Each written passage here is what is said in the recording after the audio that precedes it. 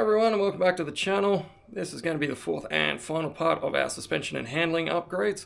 So, we all know the drill by now. I'll get into it. Today we'll be installing the genuine STI Subaru front strut tower. This comes included with all the hardware straight from Japan. This should be a fairly easy install. I'll get straight into it. This is going to be a fairly easy install. Just need to undo all 6 bolts on the shock towers, and then we'll drop the strut tower in across both sections and do everything back up.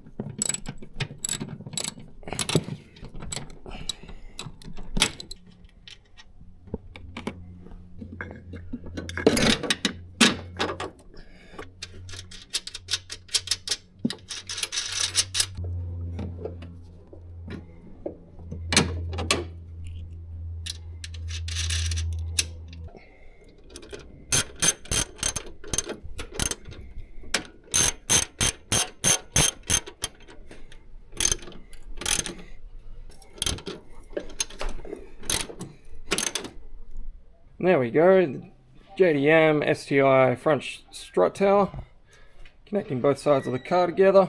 Fairly quick and easy install, that took me about 5 minutes. Now we'll move on to the back with the rear parent one. That'll take a little bit more work, but hopefully shouldn't take us too much longer either. Second piece we're going to be installing today is this gorgeous Perrin rear strut tower. I've got it in the wrinkle red colour, but I believe it comes in several other colours, so look it up if you're wanting your own. These are the lovely connection points, all anodized aluminium, looking amazing, and of course they've got their Perrin logo etched into there. So I'll get these, I'll open up the boot, we'll get these sections mounted, and have a look at what else we need to do. The Perrin strut tower is actually designed to go underneath this carpet. I will be removing it just to get the side pieces installed. Once we've got those installed, I'll be sliding the carpet back in as it slots in straight underneath the actual strut tower bar. To make the install a little bit easier, again, I'm just going to remove all the foam pieces around the outside, just make access a little bit easier.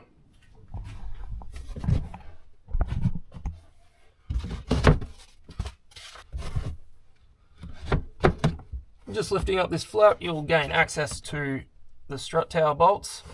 These should just be a 14mm again, easy enough to undo.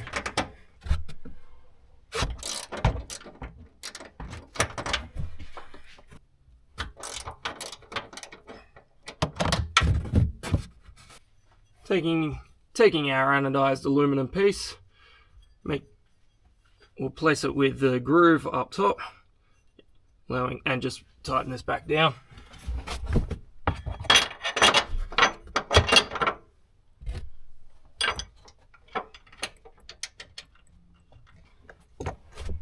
Tighten this piece down, we may just have to remove these 2 clips to allow us better access into this area. There's also a 3rd clip over here, if that allows you to get better access.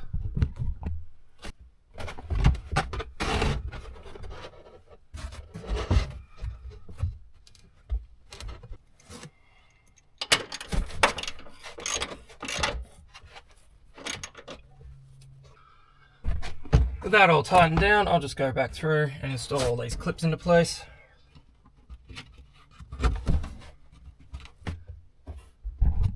And that's that side complete for the moment. We will eventually have to cut a section out through here to allow the actual piece to fit in. I'm just doing the initial install for now. I'll get to the other side and we'll come back and install the actual bar and get the carpet cut. With both sides installed, I'm just going to temporarily place the actual bar across, and this will give me an idea of where I'm going to need to cut the carpet.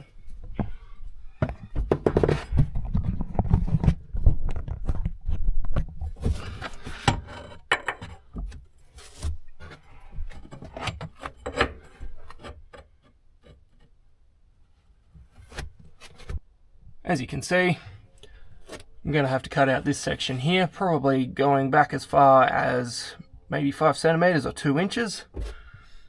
From there, I'll see how it wraps around and just tidy it up as required.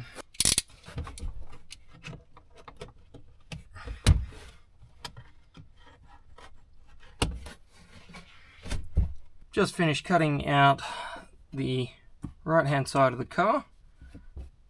I actually found it easier to come in from the back seat where you can get a slightly better angle and you're not leaning over the boot bumper.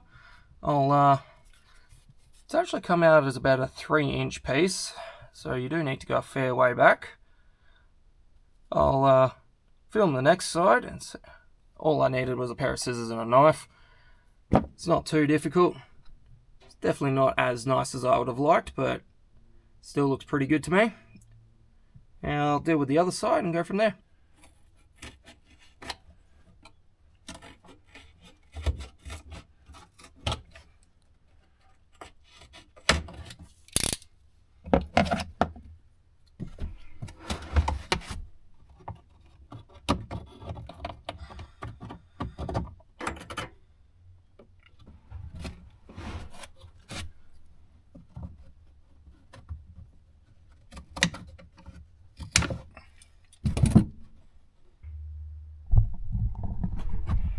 There we go, second side complete.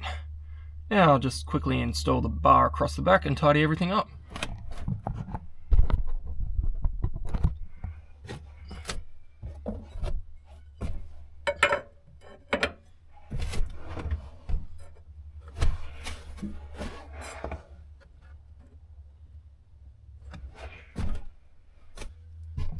Using the included pair and hardware, just place it on. We've got 4 anodized screws.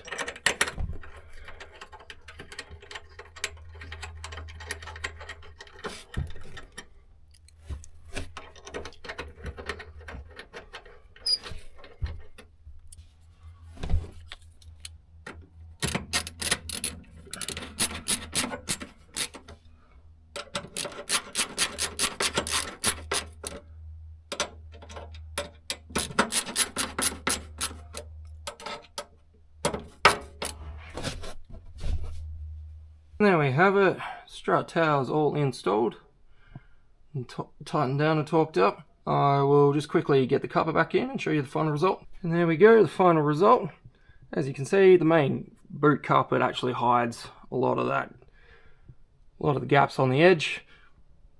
Still not as neat as I would have liked, but comes out looking really good, and this will help improve the rear of the car. With that, guys, that concludes the 4-part series I've been doing on upgrading the handling, suspension, and wheels of the VB WRX. Hope you've enjoyed this series. It's made the car look a lot better, and it'll make the car handle a lot better. I've got some other stuff coming up, mostly around power mods, as we've got the car pretty much where I'm wanting it look-wise. As such, don't forget to like and subscribe, and I'll see you in the next one.